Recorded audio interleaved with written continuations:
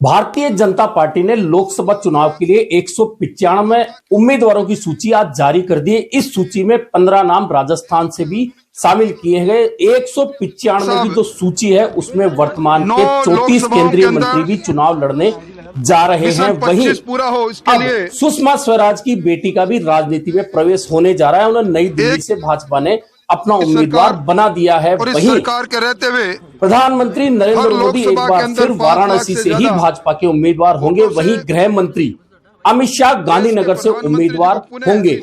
वहीं बात की जाए राजस्थान के 15 नामों की, तो 15 नाम, अधिकांश नाम पुराने ही हैं, लेकिन जिन लोगों के नाम कटे हैं, जिन वर्तमान सांसदों को इस बार टिकट नहीं दिया गया है, उनमें सबसे महत्वपूर्ण नाम है चूरू का राहुल कसवा का। दरअसल राहुल कसवा परिवार और राजेंद्र राठौड़ के बीच में जो अदावत तारानगर चुनाव हारने के बाद में नजर आई थी, उसका असर आज देखने को मिला है। अब चूरू में भाजपा ने राहुल कसवा की जगह पैरा ओलंपिक खिलाड़ी देवेंद्र झाझड़िया को अपना उम्मीदवार बनाया है। वहीं भरतपुर की सांसद रंजीता कोली, जो अक्सर विवादों में रहती थी, बहुत सारे विवाद उनके साथ जुड़े हुए थे, उनका टिकट भी काट दिया गया है और उनके स्थान पर रामस्वरूप कोली अब भाजपा के उम्मीदवार भरतपुर से बनाए गए हैं। वहीं देवजी पटेल चूंकि चुनाव हार गए थे विधानसभा का, ऐसे में उनका टिकट भी काट दिया गया है। लुम्बा राम को उनके स्थान पर अब जालोर सिरोही से उम्मीदवार बनाया है भाजपा ने। नागौर से ज्योति मिर्धा विधानसभा का चुनाव हार गई थी, पहले कांग्रेस से सांसद रही है और भाजपा ज्वाइन की थी विधानसभा चुनाव से पहले, लेकिन नागौर से विधानसभा चुनाव हार गई थी। लेकिन अब नागौर लोकसभा का टिकट ज्योति मिर्धा को दिया है। एक दिन पहले ही उन्हें पार्टी का उपाध्यक्ष भी बनाया गया था प्रदेश का, अब उन्हें टिकट दे दिया गया है। कुल मिलाकर ये वह नाम है जिनके टिकट काटे गए हैं। इसके अलावा जितने केंद्रीय मंत्री राजस्थान से थे, उन सभी को फिर से टिकट दे दिया गया है। अर्जुन मेघवाल एक बार फिर बीकानेर से उम्मीदवार होंगे। वहीं सीकर से सुमेधानंद सरस्वती को फिर से उम्मीदवार बनाया गया है। ओम बिरला कोटा बूंदी से फिर से भाजपा के उम्मीदवार होंगे। अभी वर्तमान में लोकसभा के वे अध्यक्ष हैं।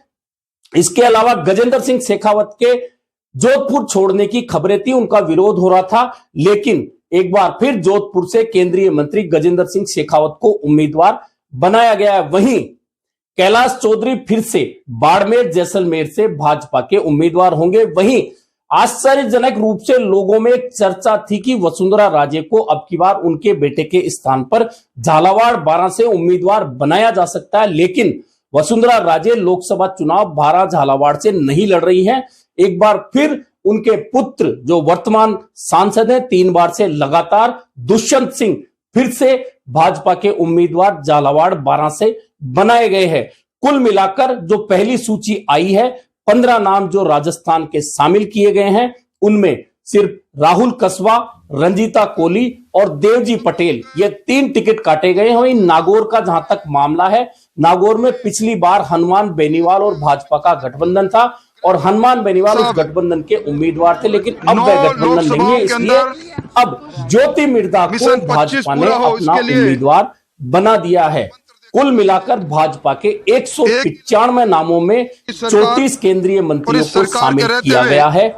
जहां तक चर्चा यह थी कि राजस्थान में बड़े पैमाने पर भाजपा टिकट काटने वाली है, लेकिन अभी तक की 15 की सूची में 3 लोगों के टिकट वर्तमान के काटे गए हैं और एक गठबंधन उम्मीदवार के स्थान पर अपना उम्मीदवार नागौर से भाजपा ने उतारा है।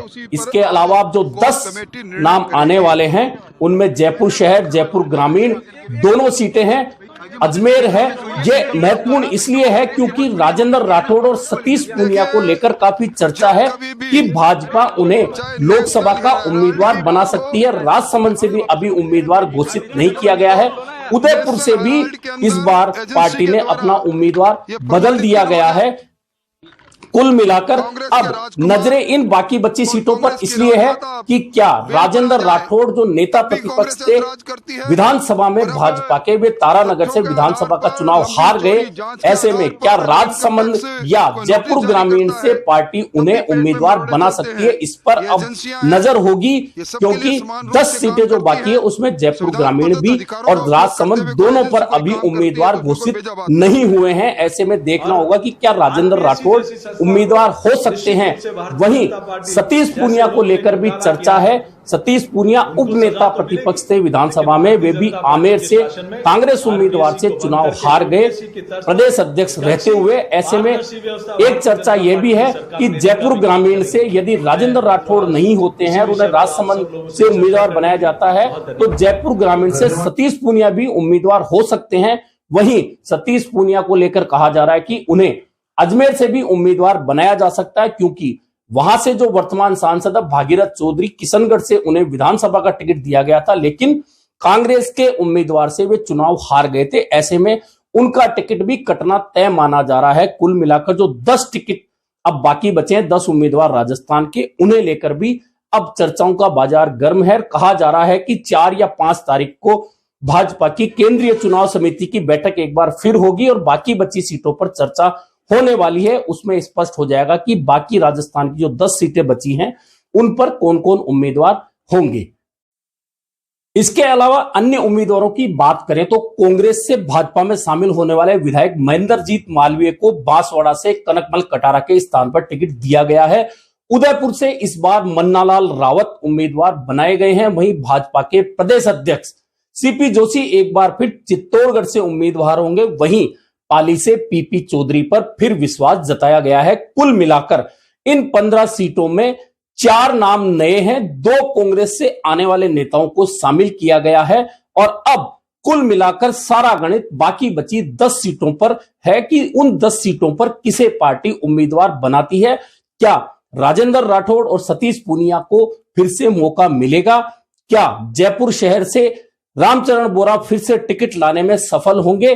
क्या दौसा से डॉक्टर किरोड़ीलाल मीणा के भाई जगमोहन मीणा को टिकट मिलने वाला है, या जसकौर मीणा का टिकट कटने वाला है? बहुत सारी अभी और एक महत्वपूर्ण बात और कि टोंक सवाई माधोपुर से इस बार भाजपा में टिकटार्थी बहुत ज्यादा है। कहा जा रहा है कि जौनपुरिया का जो टिकट है उस पर भी संकट के बादल हैं। लेकिन अब जब 4 और 5 को भाजपा केंद्रीय समिति की फिर से बैठक होगी तब तस्वीर स्पष्ट हो पाएगी कि इन बाकी बची सीटों पर कितने पर नए उम्मीदवार आते हैं और कितने फिर से रिपीट होते हैं। कुल मिलाकर अभी जिन सीटों पर उम्मीदवारों के नाम रोके गए हैं उनके दिल की धड़कनें तेज होना स्वाभाविक है। आज के लिए इतना ही, फिर मिलेंगे नए मुद्दे पर चर्चा के साथ।